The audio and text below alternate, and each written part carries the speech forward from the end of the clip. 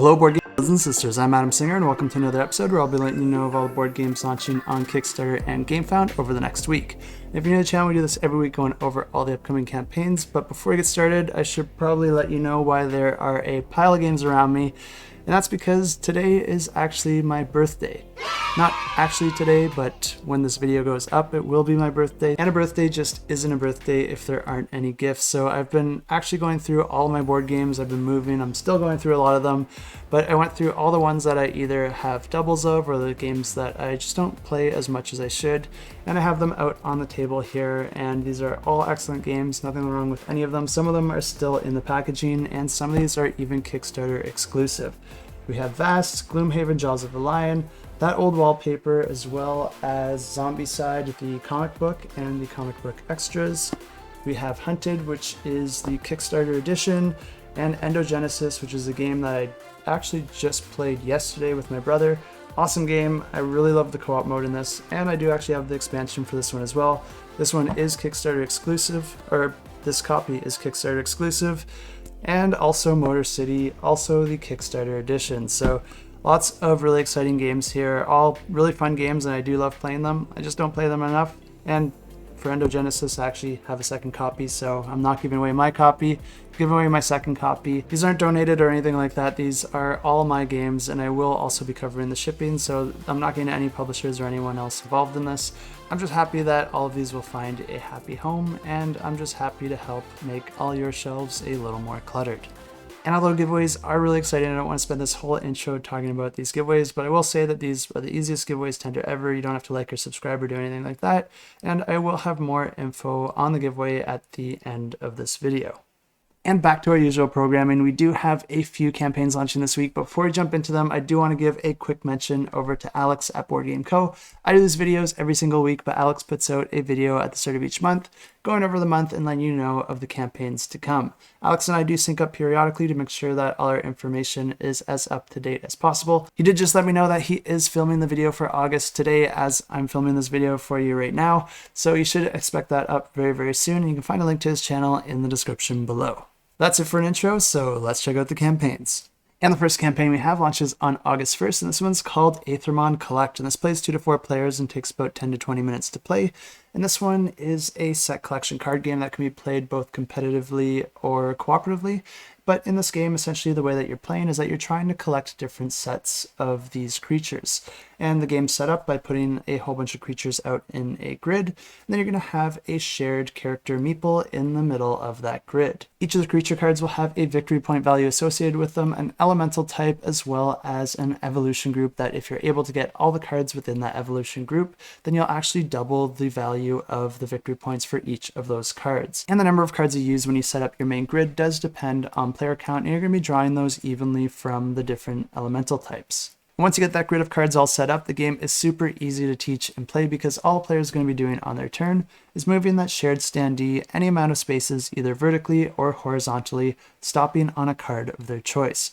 Whatever card they stop on, they'll be able to claim that into their own set of cards, adding to their victory points at the end of the game. And even though this game has very simple turns, there still is quite a bit of strategy here because not only are you worrying about which card that you want to claim into your set, but you're also setting up the next player for their cards. So whether or not you're playing cooperatively or competitively, you want to keep that in mind to either set up your next player in a cooperative game or to try and prevent them from getting the cards that you know that they want in a competitive game. And of course, you're going to be doing everything in your power to get a full set of evolutions for whichever creatures that you're trying to claim, so you don't want to line up one of the other players in order to steal one of those cards. And the game just continues like this until no more players are able to claim any more cards from the grid. And in a cooperative game, you're just going to be adding up your total score and then grading yourself based on the amount of points that you're able to get. But in a competitive mode, it's the player with the most victory points that wins the game. But one other thing that's different about the competitive mode is that each of the players are going to have some artifact cards at the beginning of the game, and these are one-time use, but they're going to allow you to do all sorts of special abilities and mess with the game in different ways. And of course, if this one sounds interesting to you, you can check it out, and I have links in the description below. Also on the first, we have another monster battling game, and this one is called Wipe 'em Out, and plays 2 to 5 players and takes about 30 to 40 minutes to play. In this game, players are going to be collecting different weapons and then using their turns to upgrade those weapons in order to hopefully have the most strength and be the one to take out the monster. Anytime that a player defeats a creature, they're going to be claiming that creature's card into their own set of cards, and each of these creatures can score in very different ways, so you're going to want to combo them together in such a way that you maximize your victory point potential. But the way this game works is that each player is going to be starting the game with 5 different weapon cards, and each round you're going to be choosing one of those to put into play face down, and then all players are going to reveal those simultaneously. Players are then going to be taking turns playing any of their cards in order to improve their own weapons or to make their opponents worse. And this is where the card management comes into play when you decide which of those cards you want to be using now versus which of the cards you want to use later in order to give you the best overall chance of winning as many monsters as possible throughout the entirety of the game.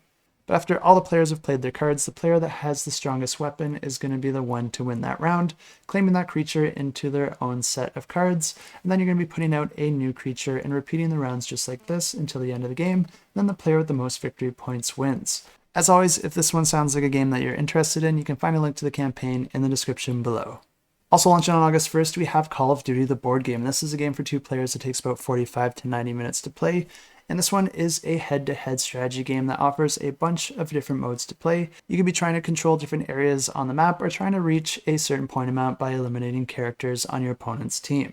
But this one is also my own personal pick of the week. And the reason that I think this one is so interesting is because you will have a main map where you're going to be moving your characters out on that board. But then each player is also going to have a screen, and behind that screen you're going to have a mini map. And at the start of each round, players are going to be pre-programming the movements of each of their characters out on the main board. And this isn't a completely new idea. We have seen this in a lot of other games, but the thing that I like about the way that it's implemented here is that although you are pre-programming that movement, it doesn't completely dictate what you're going to be doing during your turn, because players are going to be alternating back and forth, choosing which of those movements they want to activate, and then checking for line of sight as they move around on the board. And anytime that you are in line of sight of an enemy, you have to engage in combat. And this whole concept of pre-programmed movement, but then also taking turns performing your actions, is going to create a really great combination of planning and then rolling through the punches as you execute on your plan. But when you do hit that line of sight and you do engage in combat, there's a few things that players are going to have to consider, because there's going to be different bonuses granted to each of the players depending on their situation and the gear that they might have. The first thing that players are going to check is which way are each of the characters facing that are involved in the battle, because as you're moving your characters around on the board, you're going to be facing them in different directions, and if you're facing directly towards your enemy, that's going to be moving you up on this track, which is going to give you a bit of a bonus when it comes to resolving that combat. You'll also be getting weapon bonuses depending on how far you are away from your opponent, and if you have a weapon that's better equipped for long range or shorter range combat. And it's these types of things that are going to be setting up the initial state of the battle and giving an edge to one of the players or the other. But then the rest of the combat is resolved through dice rolling and simultaneously revealing of any combat cards. Players will have access to a different number of dice depending on the weapon that they use, and you can choose how you want to split up those dice between 3 different types. There's dice that help with your agility and your ability to get out of the way of bullets, dice that help you aim and improve the likelihood of landing a hit, and then you have your aggression dice that just dictates how much you are putting into that battle and how many bullets are flying. These all affect the battle in different ways, but essentially dictate how many hits you get and how much damage you're doing to your opponent. And then players will also get a chance to add any combat cards that they have in their hand to modify the outcome of the battle in different ways. Players will choose those in secret and then simultaneously reveal, and then apply the effects of those cards. Usually the outcome of a combat means that one of your characters will be eliminated while the other one will stay in the battle. But this is Call of Duty, and there is a possibility that both of you will end up killing each other. The game's been designed to be super easy to play, and line of sight is just outlined straight on the board, so you don't have to worry about measuring or worrying about if there are different things in the way blocking your line of sight, because if there's a line between the different spaces that your characters are in, then it means that they can see each other. I am a fan of making things as easy as humanly possible within a board game, and I think they did an excellent job with this game, which is one of the reasons that I did make it my pick of the week. And even though they did a great job of keeping things simple here, as you get more comfortable with the game, they did also include all sorts of modules that you can add to the game and add a bit more complexity. There's modules for adding things like kill streaks that will give you bonuses for getting a certain amount of kills, and then there's also tactical ability cards that will give players even more options on their turns. There's also weapon upgrades that you can spend to upgrade your weapons and get more dice added to your pool. But then there's also the options for players to create their own custom combat decks at the start of the game, allowing you to choose what type of loadout and playstyle that you want to try and attempt. And if this one does sound interesting to you, I do recommend checking out callofdutyboardgame.com and signing up to get notified of its launch, because that will add a free K9 unit promo card and miniature to your game completely for free. And the next campaign we have is the Bazaar, and this plays 4 to 7 players and takes just 30 minutes to play. And this one's actually not going to Kickstarter or GameFound, but instead this one is launching on the Game Crafter. I don't normally cover games going to Game Crafter, but this one is pretty easy to explain. It does look like a lot of fun, so I figured I'd include it. So it shouldn't take me too long to explain, and essentially this one is a party game where there's always going to be one player known as the buyer, and then all the other players are inventors trying to sell their product. The way that this game works is that the buyer is going to be drawing 2 cards from the buyer deck. And this is going to include all sorts of cards with multiple words on them, and you're going to be flipping them around and rotating them in order to combine the 2 words together that you want to represent your buyer's persona. And in this example, you can see that they flipped 2 cards together to create a vegetarian vampire. You'll be creating all sorts of silly combinations like this, and it's up to all the other players to try and create a product that they think is most appealing to whichever persona that you created. And all the other players will be drawing a card from the quality deck and a card from the item deck, and these work the exact same way. There's going to be multiple words on them, and those players are going to be flipping them around and rotating them, trying to combine them together to create a product that they think will be most appealing to the vegetarian vampire. But there is one more step here, because the person that invents that new product is not the one that's going to be selling it. Instead, each player is going to be creating their card combination, and they're going to be shuffled up and randomly distributed amongst those players. And then the player is going to have to sell one of the products that another player created. Each player is going to be doing this, pitching the product that was assigned to them, and whichever one is chosen by the buyer player is going to be earning that person a victory point, as well as a victory point to the player that invented that item. The rounds continue like this, with a new player acting as the buyer player each and every round, and then once all the players have had a chance to play as the buyer, you can end the game, or you could go another round, giving every player another opportunity. But however many rounds you decide to play, the player with the most victory points at the end wins the game. And of course, if you are interested in this one, you can find a link to the campaign in the description below. And the next game launching on August 1st is called Alphabet Stoop, and this plays 2 to 5 players and takes about 20 minutes to play. And this one is a word game where players are going to be acting as couriers as they go and carry different letters around to the different stoops of different houses, combining those letters with the letters that are already located at the house in order to try and form words for victory points. This is a game that I couldn't find too much info on how exactly the game actually played, but I know that players will be able to choose to move their different couriers to an adjacent building. Players will be gaining a victory point for each location that they're able to occupy with a word, but there are some other ways to gain victory points as well. And if you are a fan of word games, I do recommend checking this one out, because it does look interesting. I just don't have all the details on how it plays, but you'll be winning the game if you're able to use up all your letters, or if you are the first player to score 9 victory points. You can find out more on the campaign page, and I'll have that linked in the description below. And launching on August 3rd, we have Sugar Heist, the Crib of Thieves, and this plays 2 to 4 players and takes about 45 to 75 minutes to play.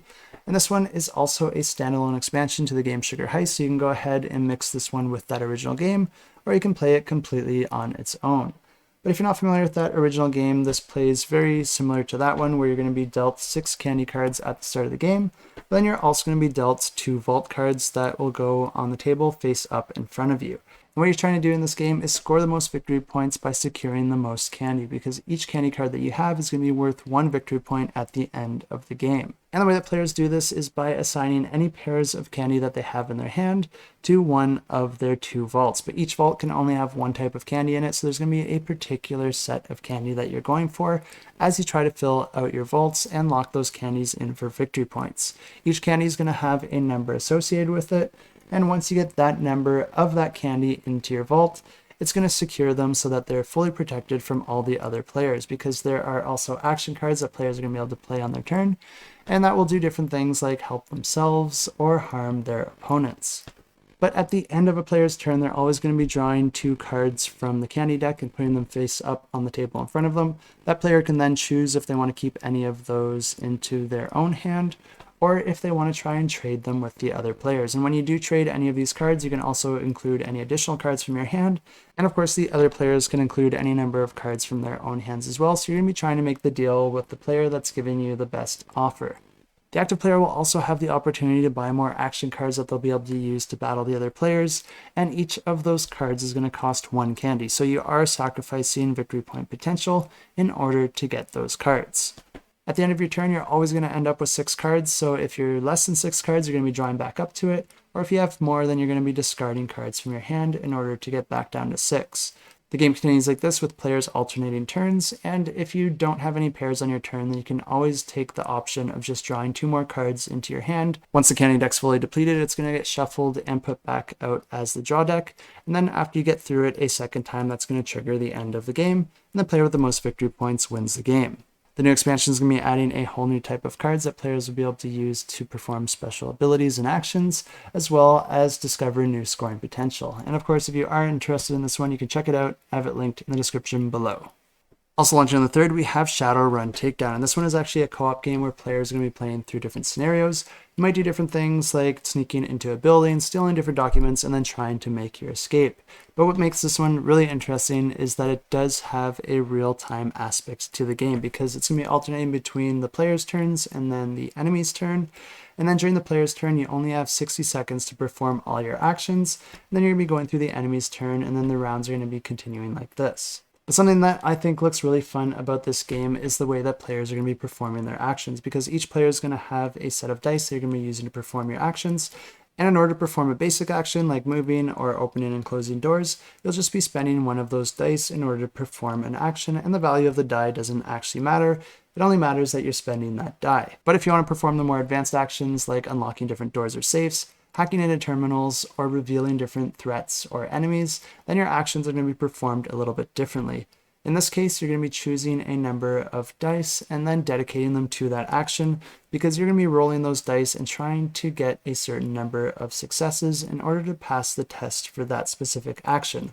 This means that the more dice that you contribute towards that action, the more likely that you'll be able to pass it. But of course, that is using up more of your dice, which means that you'll be able to perform less actions on your turn. I really like this aspect of the game because it integrates a little bit of push your luck, and you're also going to be under that time pressure because, like I said, you only have 60 seconds to perform all your actions.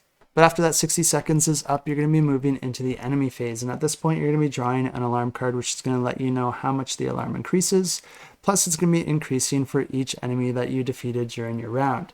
If a player ended up in the same room as an enemy, then that enemy will be able to look for you or scan for you depending on the type of enemy that it is. If it's just using sight to try and find you, if there's any furniture in that room, then that's going to be able to hide one character. So if you have 2 friendly characters in a room and only 1 piece of furniture, but then you also have an enemy in that room that's going to be scanning through line of sight, it's going to see at least one of your characters. Combat for the enemies is also going to be resolved using dice rolling, and for each wound that is inflicted on your character, you're going to be taking 1 of your die and moving it to your wound track, which means that you are taking damage, but for each point of damage, you're also losing 1 of your action dice, which is going to make it even harder for you in the future the more damage that you get. Unfortunately, there's not a whole lot of images for me to show you all of this as I'm talking, but I hope I got the point across, and if this one does sound interesting to you, you can check it out. I have links in the description below.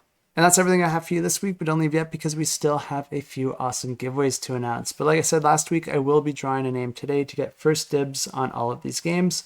But it won't stop there because I will be giving away each and every single one of these games. But like I said in last week's video, all you had to do to enter the giveaway for today was head over to the Board Game Gardens channel and check out her video where she posted a vlog going over her entire level up retreat. I had a ton of fun there, and there's a whole bunch of familiar faces in that video, and if you are someone who loves playing board games, and I know all of us are, this is definitely a convention that you'll want to try and make it out in the future because it was just all about playing games and meeting people and just hanging out and having fun. But for this first giveaway, I'm just going to be drawing 1 name from my Patreon subscribers as well as the comments on this video, so there is going to be a bit of a mix there, so it could go either way. Whoever gets drawn for that gets first dibs on any of these games, but then all the games after that I'm going to be drawing 2 at a time, drawing 1 from my Patreon and 1 from the comment section, and then whoever gets back to me first is going to have dibs on the next game until all these games have a happy new home on someone's shelf. So let's go ahead and draw the winner for today, and to draw a winner I'm going to be using this fancy application here. All these extra names down here are bonus entries for my Patreon subscribers. If you like the sort of content and want to help make all these efforts a little bit more sustainable for me, I really do appreciate it, and you can check out a link to my Patreon in the description below. I do all of this myself. I don't get paid by any publishers, and I don't do any sponsored content. All these games here today are provided by myself, and I will also be covering the shipping. So I do put a lot into this channel, both financially and with all the time I need to put into researching, filming, and editing these videos. So it is quite a lot, but it is also my own decision to do all this. So you are in no way obligated to help me out, but if you are in a position to do so, it really does make a difference, and I truly do appreciate it. Let's go ahead and draw those comments and draw the winner. And the winner for first dibs on any of these games is Luke Lattraverse, and this is one of our Patreon subscribers. So I'll reach out to you, Luke, and let you know that you won yourself first dibs on any of these games. But like I said, I will be drawing a winner for each and every one of these games, and I am going to be evening the playing field a little bit, drawing from my Patreon and specifically from the comment section so that everyone has a chance to win. 7 games here, but 1 is already spoken for since we just did that draw, so that means that we have 6 games left. So I'll draw 2 more winners from this video, 2 more winners from the next video, and then 2 more winners from the video after that. And under this giveaway, all you have to do is leave a comment down below. You can also like and subscribe this video if you think I deserve it, or if you want to see more content like this. I really don't do a great job of marketing myself, so I do need all the help I can get. It's not a requirement to enter the giveaway, but it is also my birthday today, so if you're feeling generous, I really do appreciate it. It'd be really awesome to get to that 10K sub mark. But there's a bunch of awesome games here, and I'm actually pretty excited at the idea of just sending these all across the world for them to make their way to some of your tables. So it's actually the next day here, and as I was packing up, I realized that I did have one more game that I could add to the giveaway, which is a copy of Mindbug Beyond. Small package here, but this is an amazing game. It's one of my favorite card battlers, and I highly recommend checking it out if you haven't had a chance to play it yet. I'm not giving away my copy because this game is never leaving my collection, but I do have an extra copy of the game that I can add to the collection, which brings our games to give away up to 8, which means we can actually do a second draw for this video. And since we already took a name from Patreon, I'll just go ahead and only draw a name from Jenna's video. So let's go ahead and do that and draw another winner for their choice of games from the pool of games. So let's go ahead and draw those comments and draw the winner. And the winner is Sarah Reed, and she says, "It looks like a wonderful convention. Glad to see that you had such a great time. Hope you can make it out to the next one, Sarah, but for now, let's just do the next best thing and send a game over to you. So just email me at adam@shelfclutter.com. Let me know which of the games from the whole pool of games that I had on display that you are most interested in, and I'll get that shipped out as soon as I can." So thanks so much for watching. Leave a comment down below, win some games, keep that shelf cluttered and the table full.